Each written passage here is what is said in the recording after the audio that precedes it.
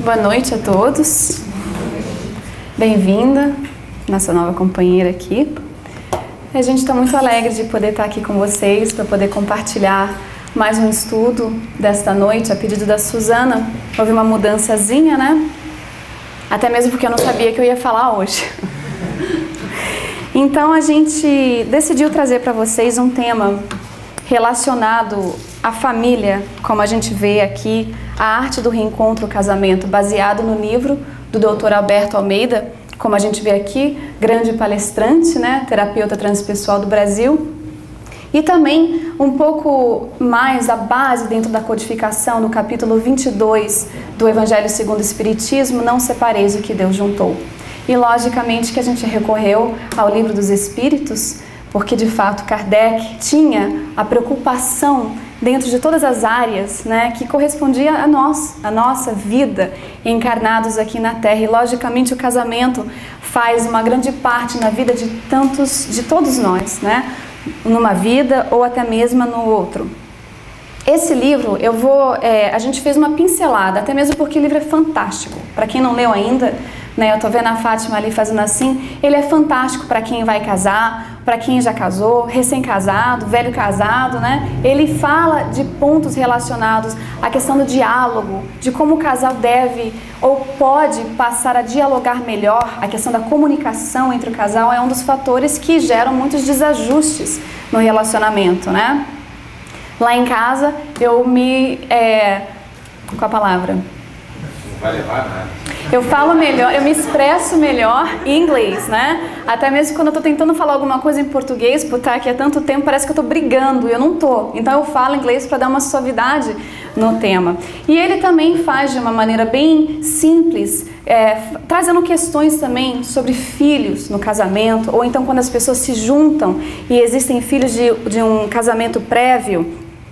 Ele também chega até a falar da sogra, acredite se quiser. Eu não tive que ler esse capítulo muito ainda não, que a minha sogra é muito, muito maravilhosa, né? Mas ele foca também, é outra palestra mesmo. Mas ele foca também na questão do perdão dentro do casamento, especialmente quando existem traições, infidelidades, muitas vezes os erros, da fraqueza, da bagagem que o homem ou a mulher traz na sua vivência como espírito imortal. Infelizmente a gente não tem muito tempo para abordar todos esses assuntos que a gente menciona aqui. Mas uma palavra interessante, uma pergunta interessante que fizeram a Alberto Almeida numa entrevista na televisão no show Transição, perguntaram para ele se ele achava que o casamento hoje em dia é uma instituição falida dado o alto índice de divórcio. Então eu pergunto para vocês o mesmo, sim ou não? É uma instituição falida? Já casou 3 vezes, né? Um dia já está aqui. Tudo bem, então a grande maioria aqui vai concordar com a resposta, uma resposta muito interessante que o Alberto Almeida nos dá sobre a questão do casamento, essa instituição que é o casamento. Mas agora eu vou perguntar para vocês uma outra pergunta. Quando a gente fala de casamento, qual é a primeira palavra que vem em mente? Se vocês fossem descrever o casamento em uma palavra, qual seria? Amor. O que mais? Companheirismo. União. Parceria. Respeito. Teamwork. Temos aqui umas que vocês falaram, né? Respeito. Coloquei o amor bem destacado ali nessas respostas que vocês nos deram. Por quê? Quando a gente foi buscar um pouquinho do histórico do casamento na nossa história humana, nós vemos então que os costumes do casamento dos nossos antepassados, a maneira pela qual a decisão de se casar era feita, ela era longe de se incluir o amor. Nós buscamos base aqui do livro da Stephanie Coontz, que chama From Obedience to Intimacy, How Love Conquered Marriage. Então ela fala da obediência à intimidade, porque ela faz uma análise de que diz que quando as pessoas se casavam, o nível de intimidade no casal era zero, não existia. E existia sim um sentimento de obediência, né? Você promete que vai obedecer o teu marido até que a morte os separe. Vocês lembram disso, né? Então ela fala como o amor conquistou o seu lugar no casamento. E ela faz então essa viagem na história, nos mostrando a diferença e as mudanças que foram sendo adquiridas através do tempo. Então ela começa a dizer pra gente aqui que o casamento era essencialmente um ato de aquisição. O noivo então adquiria a noiva, a transação era selada por meio do pagamento de uma moeda de ouro ou de prata. Na maioria das vezes, o casamento era arranjado pelos pais, tal como acontece ainda em certas culturas, existem os casamentos, né, pré-arranjados, transformando-se numa união forçada, prevalecendo a dominação do homem sobre a mulher.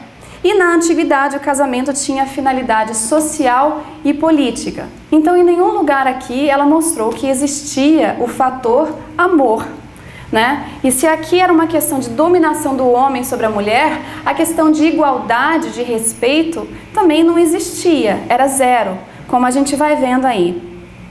Em algumas culturas, as outras, o amor ele era também considerado como um fator bobo de se casar. Hoje em dia a pessoa fala, né? Mas por que você quer se casar? Porque eu amo ele. Isso era uma tolice naquela época. Não existia esse fator tão importante. E em outras situações, muitas vezes, quando o casamento era arranjado, as pessoas não se conheciam e elas, através da convivência, o amor começava a se desabrochar entre eles, era meio que escondido. Eles tinham vergonha de demonstrar que esse sentimento existia entre os casais. E ela dá continuidade, falando que durante a Idade Média os franceses definiam o amor como loucura da mente.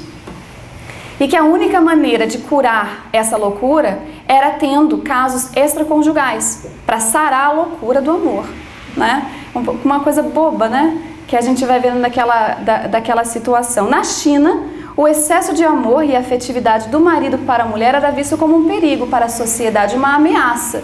Então os pais do noivo, quando eles se davam conta dessa situação, eles forçavam o divórcio e ainda mandavam a noiva para bem longe, para que o marido não tivesse contato com a ex-esposa. No século XII, então, na Europa, o adultério era muito comum, né, até mesmo entre os relacionamentos extraconjugais, onde o amor, obrigada querida, desabrochava muitas vezes. Essas coisas hoje em dia fazem sentido? Não, né? No século XVI e XVII, Stephanie Kuntz diz que era melhor ser amante do que esposa, porque ela recebia toda aquela nutrição afetiva que no casamento a esposa não recebia. Porque o homem, olha que interessante, a visão do homem naquela época é que, de respeito pela sua esposa, ele via ela como um símbolo de pureza, de inocência, aonde o lado íntimo não tinha lugar no casamento. O papel dela, o seu valor era de ser mãe e de cuidar da casa. Então ele dava vazão aos seus sentimentos imediatos, os seus desejos imediatos com as pessoas no mundo lá fora. E logicamente que isso cedia lugares às situações onde o lado afetivo começava a brotar nessas relações extraconjugais. Existiam rainhas também, né? Naquela época. As mulheres na alta sociedade que, embora fossem mais discretas nas suas atitudes, elas seguiam também a mesma linha de pensamento. Ela chegava a dizer que se no século XVI e XVII o homem ele fosse apaixonado pela sua mulher, era uma questão dele ser um simples pobre coitado, porque nenhuma outra mulher no mundo ia querer ele, a não ser a sua esposa. Então a gente vai vendo que, através do tempo, os românticos, no final do século XVIII, eles tentaram reformar o que fez parte do iluminismo, a demanda pelo casamento por amor.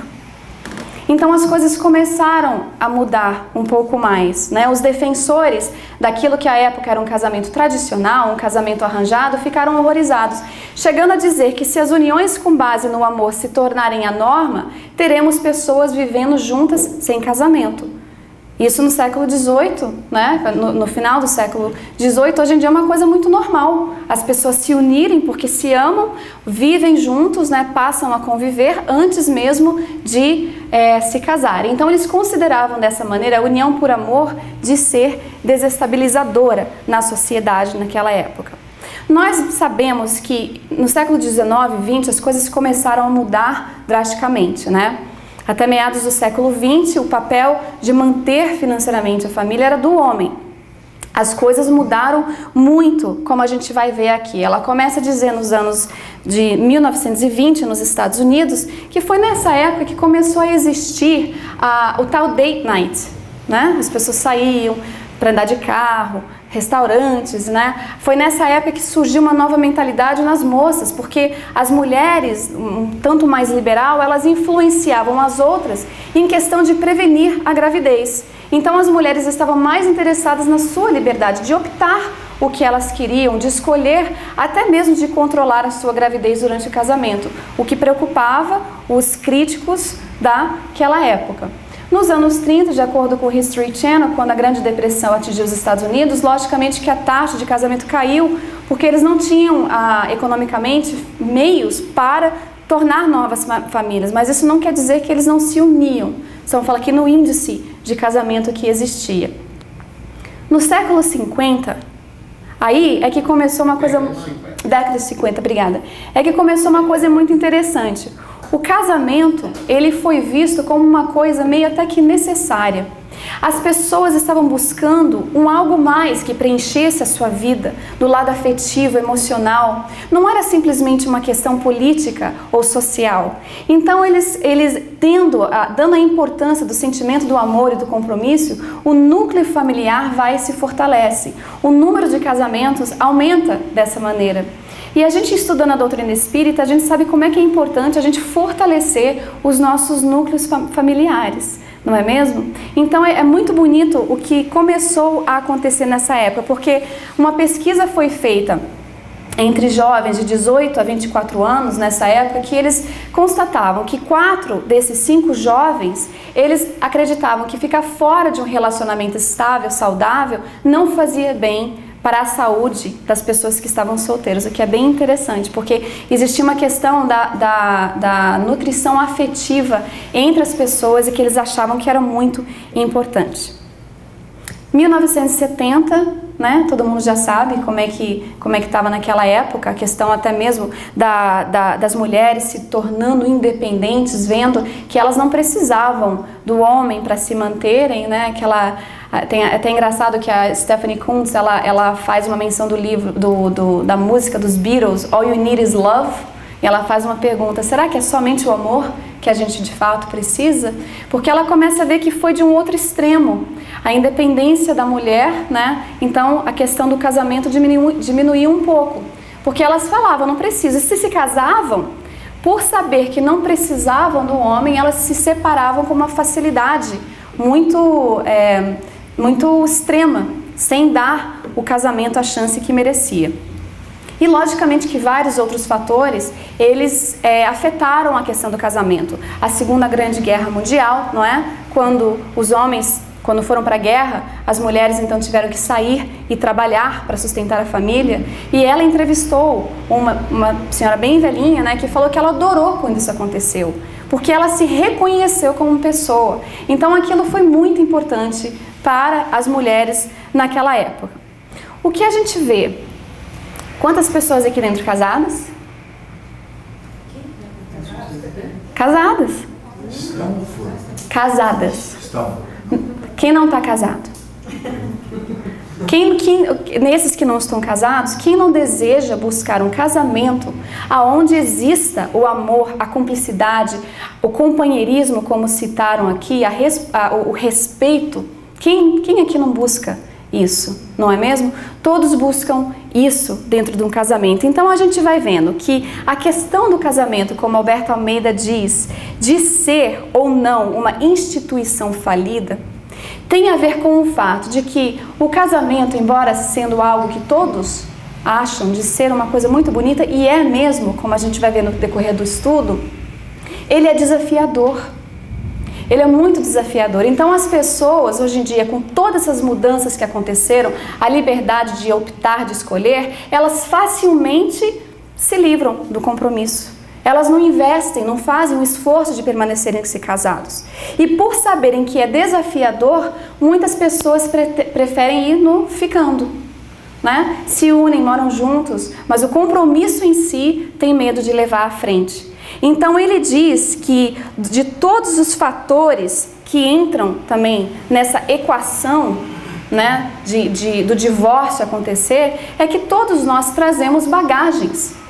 Todos nós, dessa vida ou de outra, da maneira em que os nossos pais influenciaram a nossa vida quando nós éramos pequenos, as dores, as decepções, as frustrações que todos nós trazemos dentro dessa vida ou outra, muitas pessoas têm medo de se entregarem dessa maneira. Então ele fala que é por isso que surge esse conceito de que o casamento é uma instituição falida.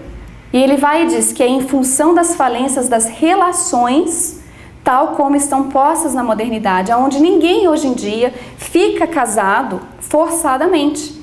Né? Ninguém faz mais isso, porque a formalidade daquela época, as exigências daquela época já não existem hoje mais. Então é por isso que acontece isso, o uso da liberdade, especialmente da mulher, em questão até mesmo econômica. As mulheres sabem que elas não precisam, a não ser quando existem interesses, né? O que a gente fala também, os casamentos meramente interesseiros, de manterem-se casados. Então ele diz que o alto índice de separações na realidade, olha que resposta interessante, reflete o alto índice de dificuldades que as pessoas têm de lidar com os conflitos que naturalmente surgem dentro do casamento. Até mesmo porque a doutrina espírita nos esclarece que o casamento, ele é um campo valioso, aonde a pessoa, se ela tiver coragem de entrar, ela vai encontrar ferramentas valiosíssimas para que ela possa lidar com os seus conflitos internos. Porque os problemas que surgem dentro do casamento, naturalmente, se não são expostos à vida, as provações e expiações que as pessoas têm que passar, ela vem da questão do conviver, de aprender a conviver um com o outro. Uma vez que nós não somos perfeitos, os nossos parceiros que nós escolhemos, optamos por conviver diariamente, eles também não serão. Então o casamento é o local ali onde vai oferecer para a criatura as ferramentas necessárias para que ela possa trabalhar esses conflitos internos. Porque é interessante que ele diz que no livro que quando a gente reencarna, quando a gente faz uma programação de reencarnar, a gente vai notar que várias coisas vão propiciar ali para que nós chegaremos a ser como adultos.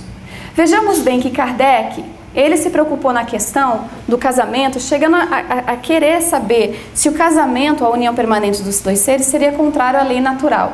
E ele então, os espíritos, logicamente, dizem que não, que é um progresso na marcha da humanidade, porque se estamos nessa lei do progresso, e a lei do progresso é uma lei natural, e estamos inseridas nela, ela faz parte desse lado, desse campo também que nós voluntariamente nos entregamos ou optamos a ter dentro do nosso casamento. E ele diz então que no Evangelho segundo o Espiritismo, também a gente encontrou uma base aqui muito interessante de que a união dos seres aqui, ela faz parte de uma união muito divina, porque ele consta aqui, eu vou ler para vocês, que existe a lei divina material, que na realidade aqui que eles estão falando é a união do sexo, né? Porque logicamente quando os dois se unem existe a relação, a busca de um para com o outro, e existe também ao lado dela a questão da lei divina, da lei do amor, e que uma não pode seguir sem a outra. O Evangelho diz então que Deus quis que os seres estivessem unidos não somente pelos laços da carne, mas também pelos da alma. Então tem que ter amor.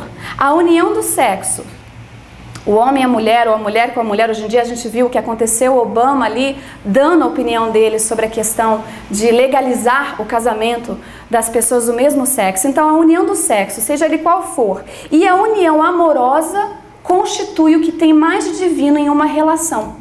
Mas aqui ele está falando da questão onde existe a união do sexo com a lei do amor, a amorosidade entre os cônjuges, entre os dois que unem-se, que decidem tomar o caminho da vida juntos, um com o outro.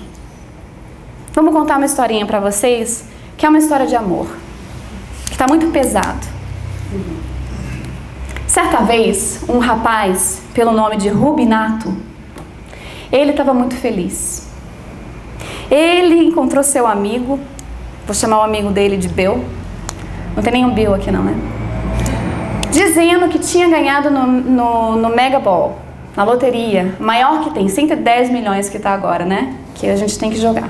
Ele estava super feliz, mas ele não mostrava uma euforia. Então o amigo dele, notando aquela, assim, posição calma, pergunta, mas como assim? Ele fala, é porque eu me casei com a Esmeralda.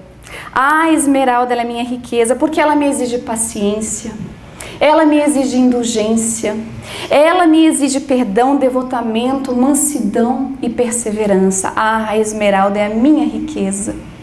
O amigo Deu, que era também amigo da Esmeralda, e sabia que ela já tinha conversado com ele sobre quão difícil era o marido, ele sorri e, compreendendo então a metáfora, ele responde com carinho: eu acho que você não ganhou a sorte sozinho. Não esqueça que ela é uma esmeralda, enquanto você é um rubi nato. Então a esmeralda pode ser a sua gema preciosa, ou ela pode chegar a ser a sua algema perniciosa. Em ambas as situações, a escolha está nas suas mãos e nas delas também. Então, o que o autor nos chama a atenção aqui é que existem os casamentos, existem os matrimônios que são desafiador, porque são duas almas que se reencontram em reajustes.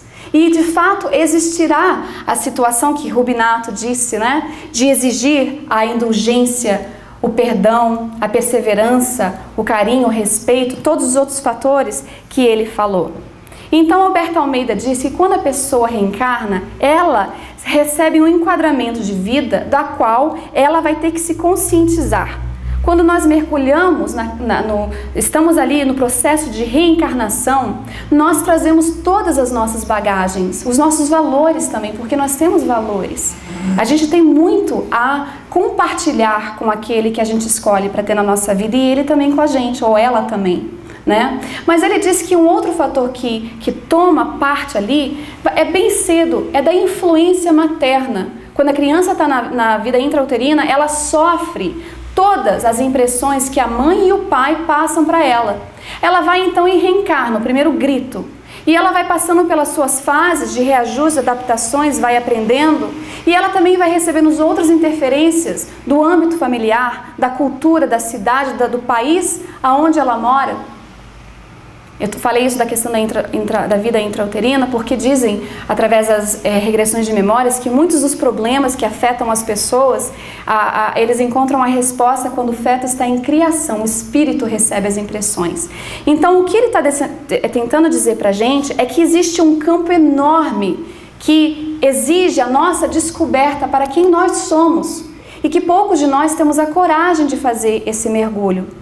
Só que Deus é tão bom que quando a gente faz o nosso planejamento, a gente se reencontra com aquele ser, ele acaba virando para a gente um mediador, é como se a gente pudesse se espelhar nele para encontrar onde existem os desajustes. E nós seremos para o outro esse mesmo espelho, para que juntos no relacionamento, nesse campo onde existe a lei de progresso, os dois possam se assistir mutuamente.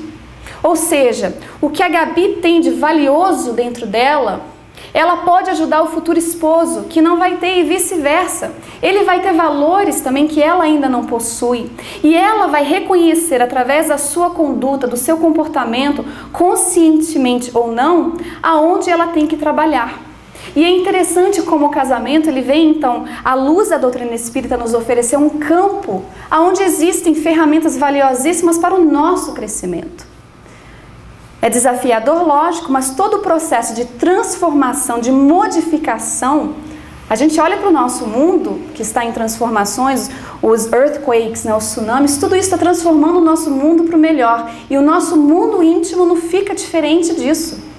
Então, se o casamento é desafiador, ele tem recompensas valiosíssimas no final do túnel. Hoje, eu liguei para uma outra pessoa, liguei para várias pessoas, né, para saber o quanto tempo você está casada. 28 anos, 35 anos, 1 ano e meio, 2 anos, né? Então, qual é a palavra que falaria para mim que trouxe você até esse patamar de conviver juntos? E muitas pessoas falaram amor, mas uma pessoa falou perdão e tolerância. Porque existirão fatores desafiadores no relacionamento. E quando a pessoa, especialmente o espírita, se dá conta disso, ele não desiste facilmente, porque ele reconhece dentro daquele compromisso as ferramentas necessárias para o progresso dele e dela ou dele, né? A gente está fazendo aqui. Então, a oportunidade de melhorarmos, de progredir e crescer. Kardec perguntou: qual seria o efeito da abolição do casamento na sociedade humana? E os espíritos bem claro respondem: o retorno à vida animal.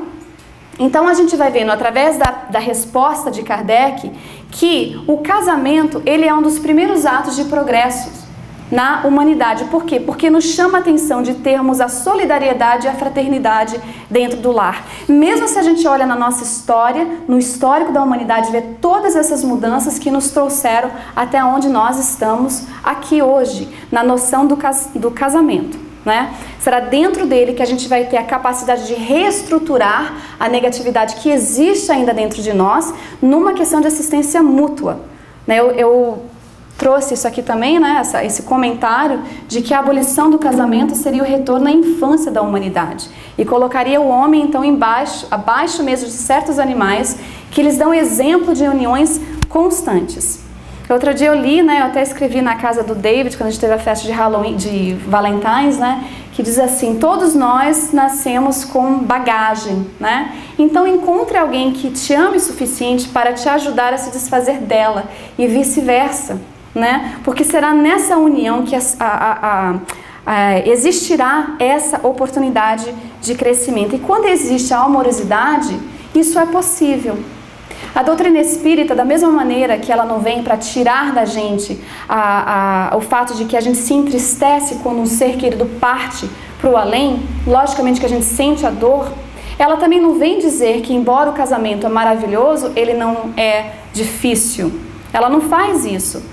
Mas ela nos chama a atenção das ferramentas necessárias que a gente tem de poder permanecer dentro dessa união. Um trabalho árduo, mas que é dentro desse exercício que o casal pode começar ou recomeçar, né? Porque muitas vezes é cansativo, né? Então exige o recomeçar, de se reestruturar, transformando sombras nas lições luminosas, até mesmo para os filhos que vão chegar naquele âmbito familiar. Alberto Almeida diz que ser esposo ou ser esposa, isso me aliviou muito, né? Porque eu tô casada há 1 ano e meio. Eu falei, poxa, será que eu tô sabendo ser esposa, né? A gente tem essa... E eu não tenho mãe para conversar, então eu fico meio assim. Ele diz que ninguém nasce sabendo ser esposa ou esposo. Não sabe. Isso se aprende. Até mesmo porque as pessoas que já se casaram várias vezes, elas veem que é diferente, não é, Jim? Somos individuais. Somos individualidades, cada um vai oferecer situações diferentes, mas o que é interessante dentro disso é que Raul Teixeira diz que existem pessoas que fazem esse movimento de buscar vários casamentos. Ah não, essa aqui não tá boa, quero o próximo, descarta, próxima. Não é o caso de Jean, é o que eu falei, são pessoas que não se satisfazem, não fazem o esforço de se permanecer no casamento. Então, não são encontros programados, como a gente vai ver mais tarde, mas ela atrai o ser que vai lhe oferecer as ferramentas que ele precisa.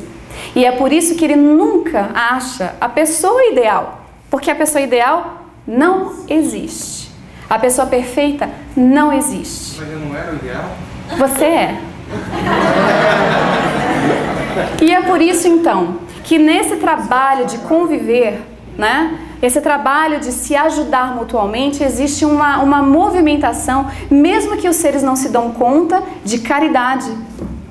Porque o significado máximo de caridade que Jesus nos ensinou foi o quê? 3 joias. O Cícero não pode falar. Uma começa com B. Benevolência. Qual a outra? Começa com I. Indulgência. E a última, o perdão das ofensas. Esse é o significado máximo da palavra caridade. Sem essas 3 joias, nós não vamos poder ter um relacionamento saudável. Até mesmo porque, se a gente não olhar para o outro, entendendo que se somos herdeiros do nosso passado, dessa vida ou de outra existência, de todos os fatores que influenciaram quem nós somos hoje, se a gente não olhar para o outro entendendo que cada fase adulta vem com as suas bagagens de como a gente teve, as influências dos nossos pais, o que nós aprendemos, as nossas dores, as nossas decepções, os nossos medos, as nossas frustrações, o outro também terá. Então a gente passa a olhar para o outro com um olhar imortal. Não é aquele olhar que o marido ou a esposa dá que a gente fica com a perna bamba, não, gente. Sabe aquele olhar? 43. 43. Não é esse, não.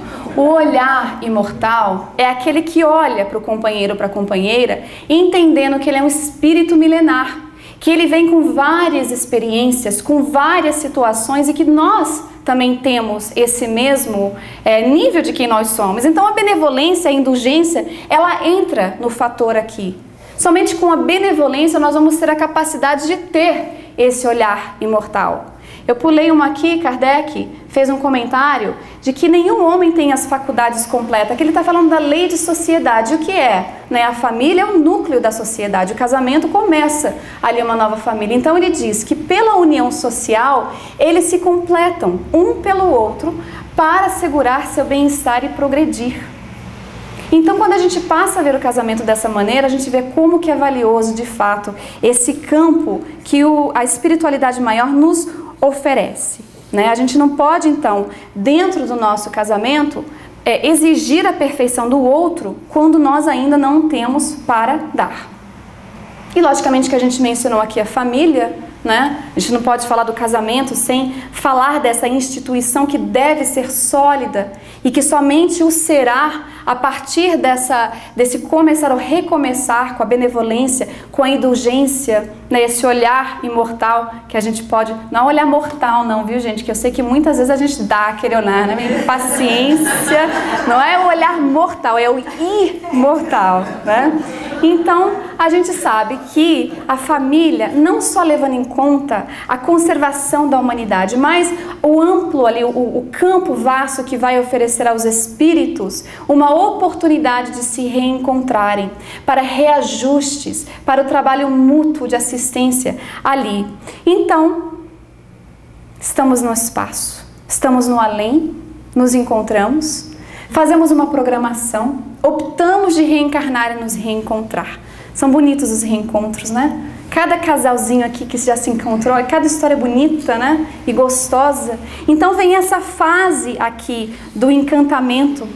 Mas a gente nota que depois de uma duração, às vezes os casamentos, até mesmo de pouca duração, ele acaba. Porque se a pessoa não tiver a consciência que nós temos, A gente vê que a maioria dos casamentos no nosso planeta Terra, eles estão sujeitos a uma grande lei de causa e efeito. Então, reparações, reajustes serão normalmente, a vida com dosagenzinhas pequenas ou aqui ou ali, ela vai nos oferecendo essas oportunidades. E muitas vezes os casais, por não assumirem esse compromisso, eles desistem dessa situação, porque é difícil. Porque quando passa a fase do encantamento e a vida vai apresentando as dificuldades que naturalmente vão surgindo, porque nós não somos ainda perfeitos, porque vão existir situações provacionais e expiatórias para o casal, se a gente não tiver e se a gente ignorar desse conhecimento que a gente tem, se a gente não entender de onde vem a origem dos nossos problemas, se não está nessa vida que pode ser da outra, então muitos cônjuges eles desertam. Ou desertam. Did I get it? Ok. O compromisso assumido. Então a gente vê um número crescente de divórcios na nossa sociedade. O que as pessoas não sabem porque a gente vai falar aqui mais tarde no estudo que existe situação onde o divórcio ele é inevitável. Mas muitas vezes ele não precisa chegar a esse ponto do relacionamento. Quando as pessoas desistem muito facilmente, elas não estão se dando conta que elas estão deixando para a próxima reencarnação o compromisso que ela assumiu. E que ela vai ter que passar por esse processo. Às vezes vai ser até pior e às vezes nem mesmo com aquele mesmo parceiro ou parceira. Pode ser até pior, A gente não sabe. Então, Jim, faz agora, Imagina casar com a sogra. Na questão do progresso, é por isso que na Terra É exatamente. A gente vê tantos lares diferentes, né? As pessoas que olham a vida de um casal e invejam, nossa, mas eles se dão tão bem, né? Também, né? Mas existem os que têm esse nível de afinidade de fato, porque são espíritos que já passaram por tudo o que muitos outros ainda não passaram. Existem também os diferentes níveis de evolução espiritual que se reúnem dentro do lar. Então a gente se inspirou um pouquinho, vamos buscar, tem um livro que chama Estudando a Mediunidade, onde Manuel Filomena de Miranda, Filomel é bom, né? Ele traz umas classificações de casamento e ele faz isso para auxiliar os casais a se autoanalisarem, né? Eu vou fazer isso aqui, vocês tentam ver onde vocês encaixam, tá? Tenho certeza que todo mundo aqui vai falar, não, eu tô de sacrifício, né? Mas não é bem assim, não. Então ele diz assim, que existe o casamento de amor. É a afinidade máxima. Aqui eu vou inserir um caso que eu acho que deve ser Amélie, Bourdieu e Kardec, né? Amor, afinidade máxima, almas em apurada sintonia, ditosos os raros casais que estiverem incluídos nessa categoria. Agora eu quero que vocês entendam que eles dizem que não é uma questão absoluta o que a gente vai mostrar aqui, né? Casamento de fraternidade, os casais felizes, bem entrosados, que superam os problemas com facilidade. Existe o casamento de sacrifício, em que a renúncia de um dos cônjuges em geral mais evoluído, com o propósito de auxiliar na educação do espírito retardatário. Então a gente vê aqui que nesse lar a evolução dos dois são bem diferentes. Um está fazendo o sacrifício, é uma alma já esclarecida, uma alma iluminada que se propõe a ajudar o que ficou para trás. E isso requer um nível de amor muito profundo, como a gente vê no livro Renúncia, não é? Alcione. Quem gosta de ver o seu amor numa situação infeliz? Então esses espíritos, pelo amor à criatura, ela volta fazendo esse sacrifício para ajudá-lo, através dos seus exemplos, para que o outro ali opte de buscar uma outra caminhada, uma outra jornada. E é por isso que às vezes a gente vê em certos casamentos, né, a senhora tão doce, tão boazinha, aquele marido que, meu Deus, se fosse eu não estaria junto mais, né? Ou então o outro lado, porque varia de homem a mulher também, viu, gente? Não são só as mulheres que são boazinhas. A gente vê muitas pessoas assim, que o homem é aquele doce de pessoa e a mulher é difícil, muito difícil mesmo.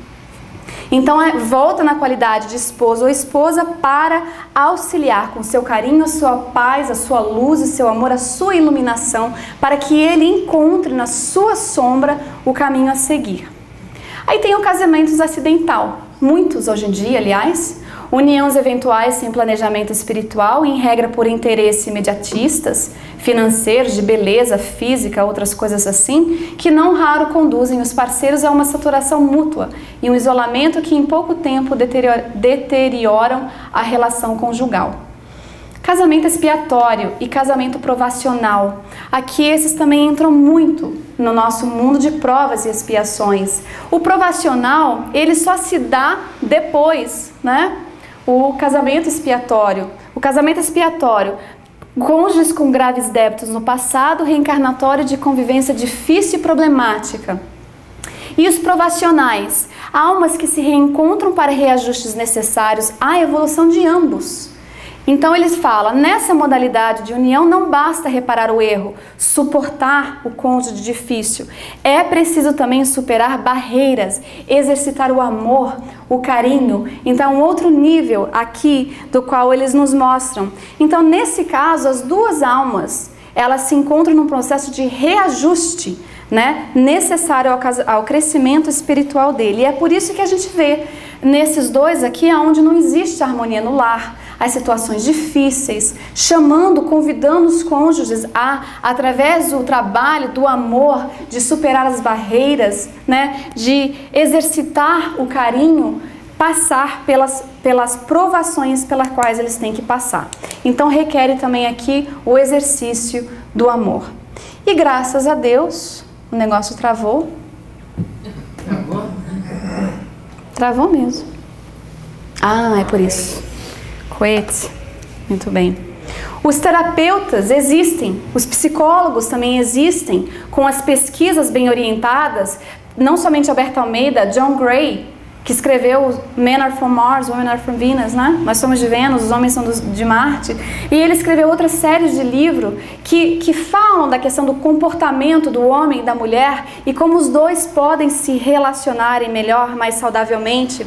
E ele diz que o casamento vai durar quando um admite que o outro tem qualidades e defeitos. Entra a indulgência, né?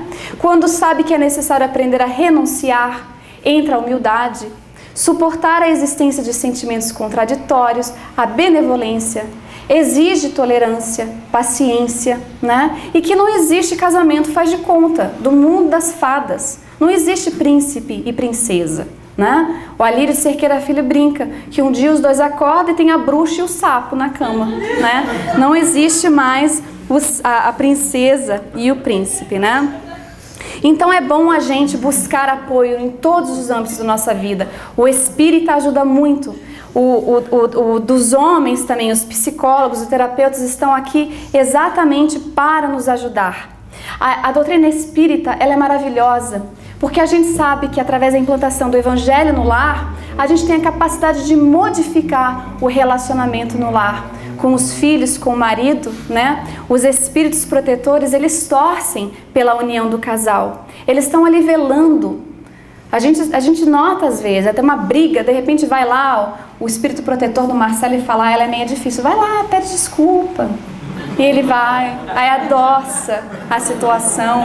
Ou então eu tô mais em tum, né? Então eu vou lá, né? Então é interessante. Chico Xavier nos alerta, e eu só vou ler o último aqui, que a gente também assim falta, que ele diz que a união a dois no culto da afinidade ou na execução de tarefas mais amplas da família é um encargo honroso, ele diz, qual sucede a tantas obrigações dignas, nem por isso deixa de ser trabalho por efetuar, e é por isso que foi necessário reunir dois corações e não somente um para realizá-lo. E a doutrina nos ajuda muito. Infelizmente, muitas vezes, o divórcio ele se dá, né? Como nós bem sabemos, Emmanuel diz que, partindo do princípio de que não existem uniões conjugais ao acaso, ele nos alerta que o divórcio não deve ser facilitado entre as criaturas. Olha que interessante, que deve existir um esforço ali, dentro da questão da desunião. A doutrina espírita já vem dizendo que o divórcio não é contrário à lei de Deus, pois apenas reforma o que os homens fizeram e só é aplicável nos casos em que não se levou em conta a lei divina. Aqui são os relacionamentos que falaram ali, casuais, os casamentos que as pessoas se buscam para as suas necessidades imediatas, né? Não levar em conta a lei divina, que é a lei do amor, né? A lei divina, a lei da matéria, a lei do amor, a união dos sexos ali. É um erro considerar a indissolubilidade do casamento uma lei natural, uma vez que o divórcio é lei humana que tem por fim separar legalmente o que de fato já está separado. Jesus também sabia dessa condição. Aliás, ele disse que foi por causa da dureza no nosso coração que essa situação existe na nossa vida. Porque a separação, muitas vezes, ela é necessária. Ela é necessária para que estragos maiores, tragédias maiores na união dos dois ali não chegue a acontecer. E eu vou contar um caso muito rápido de uma companheira que se chama Laura, que está nesse livro de Alberto Almeida, que ela buscou o centro espírita, ao atendimento fraterno, falando que ela estava passando por situações muito difíceis. Ela tinha 2 filhas e o marido era muito agressivo. Ela estava começando a ficar debilitada emocionalmente e fisicamente. E ela, então, através da assistência do atendimento fraterno, logicamente o centro não dizia para ela o que fazer, mas dizia para ela analisar o relacionamento no todo para que ela pudesse tomar uma decisão. E quando ela queria tomar a decisão, a família dela colocava pressão para que ela não se divorciasse, que não era o certo a fazer, que as crianças iam ficar órfãos. E ela então ficou naquela situação. Depois de 2 anos, encontraram Laura enlouquecida. O marido cruel abandonou ela porque não conseguia lidar com aquela situação e, de fato, as crianças ficaram órfãs ao cuidado dos avós, juntamente com Laura. Então, a gente vai vendo que, quando chega a essa esse nível de comportamento entre os casais, é necessário que se faça uma reparação, uma análise daquela situação. Roberto Almeida diz que o relacionamento, ele diz que a relação conjugal é processual, ou seja, é algo vivo. Ele cresce durante o tempo, se for bem nutrido, ou definha, se ele não for bem alimentado. E que essa questão da atenção ao relacionamento é trabalho dos dois.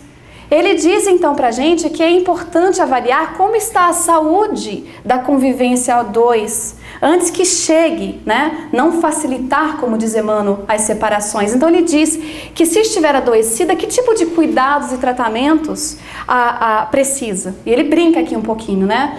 Ambulatorial, de enfermaria, UTI, sala de cirurgia ou desencarna? Né? Ele fala, porque ele fala que quando um casal, o casamento, ele morre, é como se fosse de fato uma desencarnação. Porque a separação causa dores, ela afeta todos os envolvidos emocionalmente, especialmente se tiver crianças envolvidas. Então o que ele diz é que, se é verdade que a doutrina espírita postula em favor do casamento como relação duradoura entre os dois seres, também considera a separação em muitas ocorrências como medida justa e mais adequada, evitando danos e lesões maiores de consequências lamentáveis para os cônjuges e filhos se estes estiverem presentes. E ele vai ainda dizendo que a pessoa ela tem que fazer uma análise para saber que tipo de ajuda ela precisa dentro do seu relacionamento. Porque às vezes, dentro do cotidiano, vai passando, começa a ter a desatenção na necessidade de um do outro, o trabalho, corre-corre. E quando os dois se dão conta, o relacionamento está gripado. Ou ele vai precisar de um xarope, né? Ou um antibiótico bem forte, né? Ou então ser internado. Mas ele disse que o casal tem que fazer esse trabalho mútuo, prestando atenção um no outro, para que isso não aconteça. E se acontecer, que é melhor desatar laços do que rompê-los, porque a ruptura do relacionamento dessa maneira, com desrespeito, desamor, gera ódios, mágoas, culpas, que faz o quê? Elas se arrastam para o futuro, muitas vezes para próximas reencarnações, e na erraticidade, os processos obsessivos, que a gente vê muitas vezes nos romances de André Luiz, né? No nosso planeta de provas e expiações, para terminar, a gente vê que o amor, ele ainda é obra em andamento. É por isso a necessidade de conviver, de tentar colocar em prática as máximas, as lições de Jesus. Ele vai developing, pouco a pouco, etapa a etapa, né? Vai requerer muita lição nossa de nutrir o nosso relacionamento. Ele então diz pra gente, aqui a gente vai pular um pouquinho, que é necessário que a gente considere no nosso casamento que o enamoramento, ele brinca aqui com a palavra, é capaz de vitalizar o casamento de acordo com o avançar dos tempos. Então aquilo que nos uniu em primeiro lugar, né, aqueles gestos de carinho, de amor, ele não pode terminar no casamento. Se eu perguntar para o Kid, quanto tempo você está com a sua esposa? 14 anos. Casado, namorado, junto, como? Ele respondeu certo. 16. Ah, ele respondeu errado.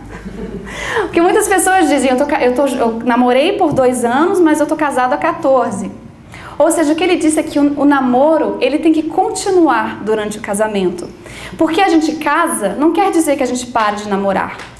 Aquele gesto de trazer flores, se a mulher gosta, né? Tem mulher que não gosta, né? É alérgica? É alérgica, não sei, né? Bombons, né?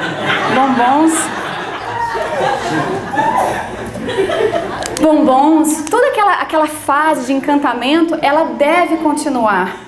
Porque o relacionamento, para que ele não caia na mesmice do cotidiano, aonde vão começar a ter os desajustes, os tédios, as indiferenças, palavras carinhosas, sem fazer jogo de sedução, né? Às vezes as mulheres gostam de carinho sem ter essa parte imediata do prazer físico. Então, prestar atenção nos dois, cuidar um do outro, sem que haja necessário ter uma gripe. Cuida um do outro. né? Aqueles gestos pequenos que vão alimentando o relacionamento, carinho independente de sedução, as palavras doces que vão aliviar um dia de tensão, os gestos de cuidado um com o outro, o tempo um com o outro, liga para falar que está com saudade, né? Parece coisas bobas, mas foi o que fez com que os dois se encantassem no início do namoro. Então ele diz que é importante que a gente gere a nutrição para manter o outro aceso, vivo, e a energia do casal em todos os âmbitos muda, na intimidade, no emocional, no psicológico. Os dois ali criam uma confiança um no outro, sabem que no lar, mesmo com os desafios, as dificuldades, eles podem se encostar um no outro. Quando um não está bem, o outro levanta, e assim vai. E aí, né, ele faz o último convite aqui, que ele diz que se o convite de Emmanuel destaca que acima da conjunção corpórea, fácil de se concretizar, é imperioso que a dupla se case em espírito. Em espírito, sempre mais em espírito, dia por dia. E ele continua, de idêntica maneira é acertado afirmar que só o amor manifesto no contínuo enamoramento consegue sustentar e perenizar o acasalamento de alma para alma, sem esquecer, para terminar, do olhar imortal. Obrigada a todos pela atenção.